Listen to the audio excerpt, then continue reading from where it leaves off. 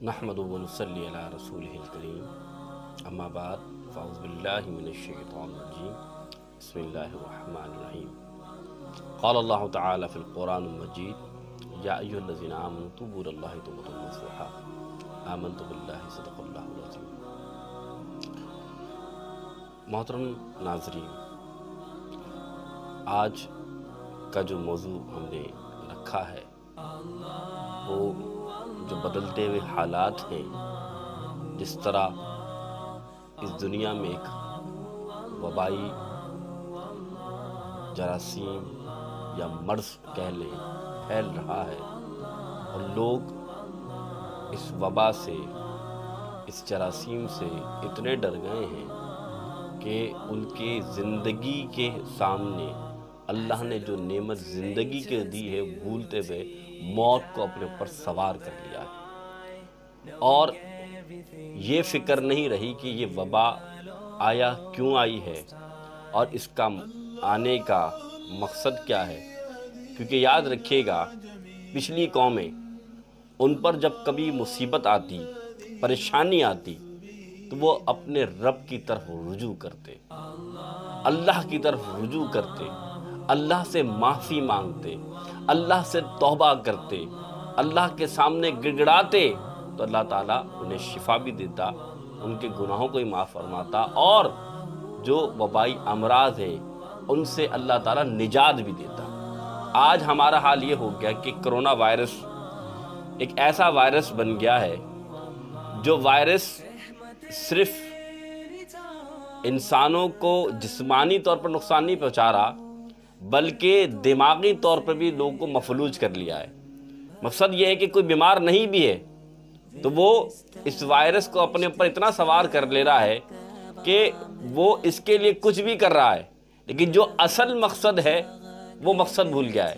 यानी जो काम मुसलमान के थे वो काम मुसलमान भूल गए, औरों के फसाने याद रहे, अपना ही फसाना भूल गए। कुरान ने वाज़ेह फरमाया कि ए ईमान वालो, अल्लाह से तौबा करो, ऐसी तौबा जो पक्की तौबा हो। हम क्यों भूल रहे हैं कि ये वबा, ये वायरस क्यों फैल रहा है? आखिर क्या अल्लाह हमसे नाराज़ तो नहीं? क्या हमारे गुनाह, हमारी खताएं, हमारी लफ्ज़ से ऐसी तो नहीं हो गई कि हमारा रब हमसे नाराज़ हो गया हो और अल्लाह चाहता हो कि बंदे मुझसे रुजू करें, बस बंदे मुझसे माफ़ी मांगे, सच्ची तौबा करें। लेकिन आज हाल ये है कि हमने इस वायरस का सुनकर जहाँ नमाज़ें पढ़नी थी वहाँ नमाज़ों के साथ, जमात के साथ नमाज़ पढ़ना छोड़ दी।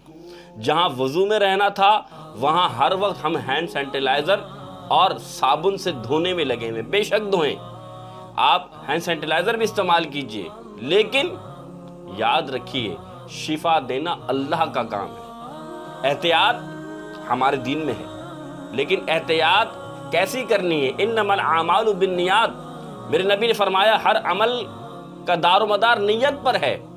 हमारा हाल क्या हो गया है कि हम हैंड सैनिटाइज़र तो ढूंढते फिर रहे हैं, लेकिन अल्लाह के घर को नहीं ढूंढ रहे, वज़ू नहीं कर रहे, कुरान पाक को नहीं पढ़ रहे, बल्कि कोशिश ये कर रहे हैं कि हमें अच्छे से अच्छे तरीके से जरासीम के जो मारने का जो ज़रिया है वो मिल जाए। यकीन जानिए ये बहुत अच्छी बात है कि आप कोशिश कर रहे हैं एहतियात करने की, लेकिन याद रखिएगा मेरे नबी की हदीस पाक आपके सामने रखता हूँ। हुजूर ने फरमाया, हदीस पाक का मफहूम है, सारी कायनात अगर चाहे एक बंदे का भला करना, और अल्लाह ने लिख दिया है उसकी तकदीर में कि वो काम उसके लिए बेहतर नहीं, तो पूरी कायनात चाहे तब भी उस बंदे के लिए वो काम नहीं कर सकती। फिर अल्लाह के रसूल फरमाते, अल्लाह फरमाता है कि सारी कायनात चाहे एक बंदे का बुरा करना, लेकिन अल्लाह ताला ने इसके लिए लिख दिया है, तो अगर वो बुराई करना भी चाहे तो वो बुराई बंदे कर नहीं सकते, क्योंकि अल्लाह ने जो नसीब में लिख दिया। तो अब बात यह कि आपके आमाल का दारोमदार नीयत पर है। अब नीयत तो अच्छी रखें, आप अल्लाह की तरफ रुजू तो करें, आप अल्लाह की तरफ दौड़े तो सही। लेकिन आज हमारा जो हाल है वो हाल यही है कि हम जुम्मे की नमाज को नाउज़ुबिल्लाह कह रहे हैं कि जमात से ना पढ़ी जाए, जमात को तर्क कर दिया जाए। ये याद रखिए, जुम्मे की नमाज قرآن میں صریحتاً واضح طور پر یہ واضح ہے کہ اللہ نے قرآن سے حکم فرمایا جمعے کی جماعت کا۔ احتیاط آپ کیا کر سکتے ہیں؟ احتیاط آپ یہ کر سکتے ہیں کہ گھر سے وضو کر کے جائیں، گھر سے غسل تو آپ کرتے ہیں، وضو کر کے جائیں، ساتھ سنتیں جو ہیں وہ پڑھ کر جائیں، جماعت میں شامل ہوں، اور جماعت میں شامل ہو کر پھر بقیہ سنتیں بھی گھر میں پڑھیں۔ سنتیں پڑھنا ویسے بھی ثواب کا، یعنی گھر میں پڑھنا سنت ہے، یعنی اگر جو بقیہ نمازوں کی سنتیں ہیں، نوافل ہیں، وہ گھر میں واپس پڑھنا سنت رسول ہے۔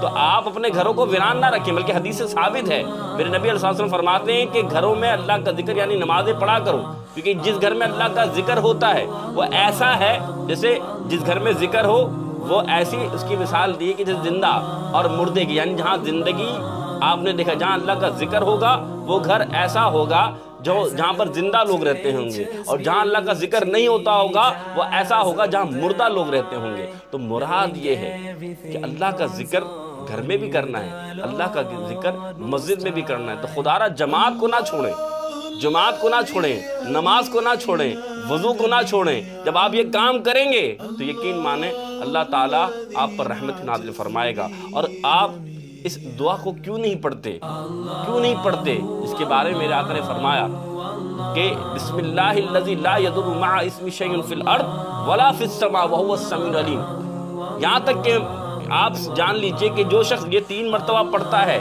صبح شام پڑھتا ہے، اللہ زمین و آسمان کے تمام آفات و بلیات سے اسے محفوظ فرما دیتا ہے۔ تو مومن کا ایمان تو اللہ کے لیے ہونا چاہیے۔